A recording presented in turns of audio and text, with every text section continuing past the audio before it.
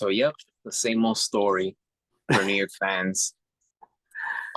Rangers, no cup this year. The President's Trophy curse continues. Mm. There hasn't been a team since 2013, the Chicago Blackhawks, to win it all after winning the President's Trophy. Ladies and gentlemen, once again, I have Jason Guido here. Jason, take it from there. Mike, how you doing? What's going on? Doing good, man, but I know that you're still feel antsy about the Rangers losing, so go ahead. Get it off your chest. Yeah, no, I mean, like, first of all, I have to say, they kept saying in the other media, like the newspapers and TV, that it's just like 1994. No, it wasn't like just like 1994, and I'll tell you why. Because in 1994, which I remember, the Rangers were, in my opinion, the best team. I was only worried about, when the playoffs started. Of course, it was best of seven. Different format. It was 1 through 8 back then. I know it's 1 through 8 now, but it was different. It was 1 through 8 in the conference. So the Rangers, I felt, were the only two teams that I was really worried about were the Detroit Red Wings that year. They were in the Western Conference, and the Pittsburgh Penguins, and maybe Montreal, because Montreal was the defending champions from the year before.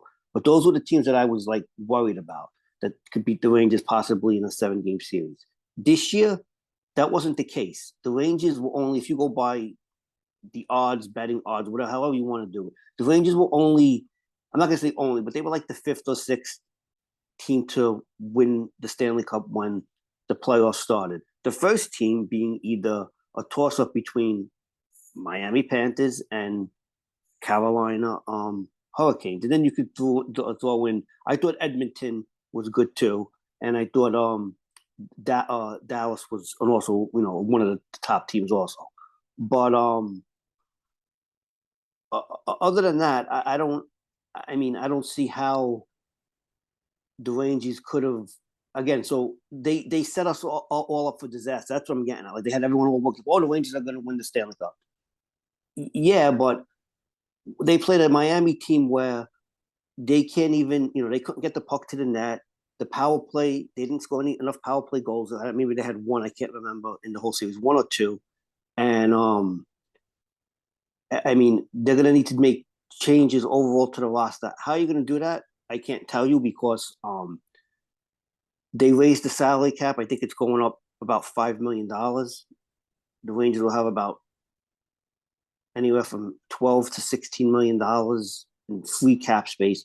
So they have a lot of players on the contract, like Panera and Zenabad. They didn't do really anything. Neither did Trouba. I know they were injured, but some of them were injured. We can get into that too. But they have contracts. Well, I don't know if you could trade those players. Like, if you want to trade like Zenabad, who's going to take a guy who has 6 years left on his contract?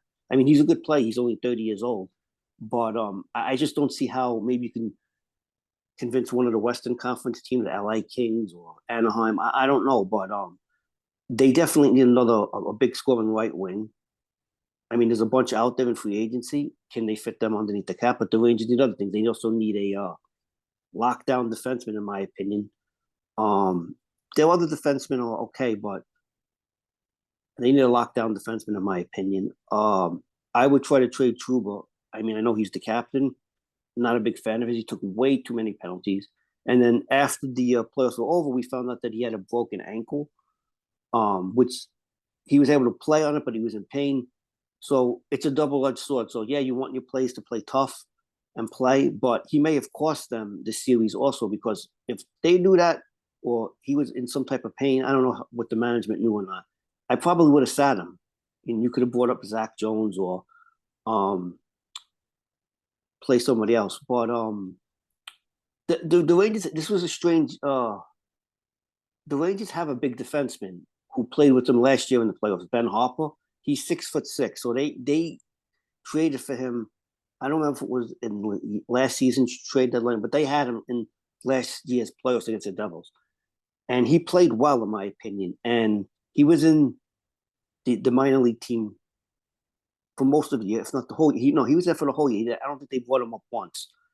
And it confused me. I'm like, why would you have a veteran defenseman with that size, just in the AHL with no intention to bring him up at the end of the year? Well, I didn't understand all that because again, the Rangers got out forechecked in the playoffs by Miami.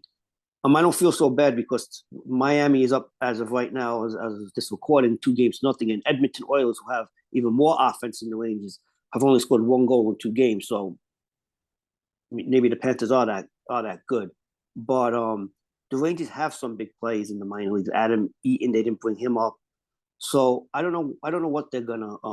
I don't know what Drew's gonna do. I know he's probably gonna try to make a big trade to bring in a new, get some of that salary out, but he has a lot of work to do. I mean, I don't think they're gonna bring back any of the free agents. Vozovic, Winberg, Wheeler, Gustafson, and Guido are all free agents. I don't think any of those guys are going to come back.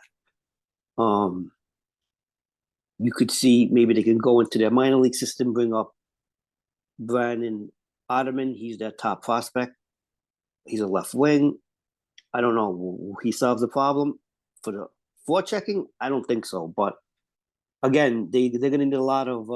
They're going to have an interesting offseason. I can tell you that if they want to really contend for the cup next year.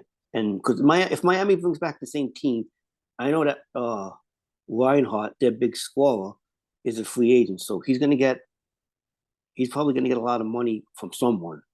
So I don't know if the Miami can bring him back. I don't know. I'd have to look at that cap situation, but if they do bring back a similar team, I expect them to be, right at the end of the, into the Eastern Conference Championship again next season. So that's just my view of the situation. The Rangers' top guys, they were abysmal in this series. They were Right. abysmal. And I wasn't shocked that they lost to the Panthers because I felt the Panthers were slightly better. And it's probably meant to be for them to win. After losing the Cup Finals last year to Vegas, Mm-hmm. it was imperative for that team to go back. And as we can see, they're 2 wins away from winning it all. Even though I want Edmonton to win, but I won't be disappointed if the Panthers win. I don't think that's So, going to happen. I mean, just but not to it's cut you off, yeah, but not to cut you off, but like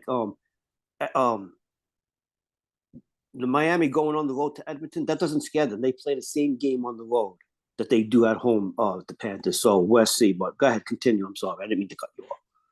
yeah, I wouldn't be mad if the Panthers win. At the end, they wouldn't have a new champion.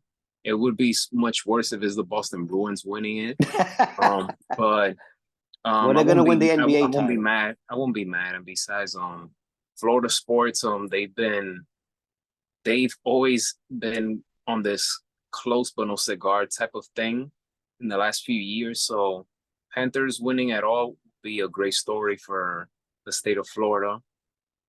But as for the Rangers, um, this team is starting to remind me or giving me flashbacks of those Rangers early to mid 2010 teams where they had a good roster, a title contending roster. And I feel like the more the years go by, the title window is getting tighter and tighter and about to slowly closing.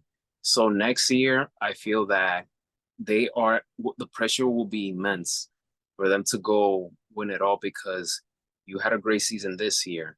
Last year as well, you lose to those in the first round. And then even though no one expected them to make it to the conference finals to lose to Tampa again, which disgustes me. Right. They were up 2-0, but still, you have a great team right in front of you. So they is like you said, I do agree it's gonna be an interesting offseason, but something has to go their way. I don't feel that they could go all the way with the same roster again. Yeah. You need that they need a one big move. I'll say they're one big move away from, getting over the hump. And because if you're gonna compete against the Panthers, you have to be much more tougher than you were this year.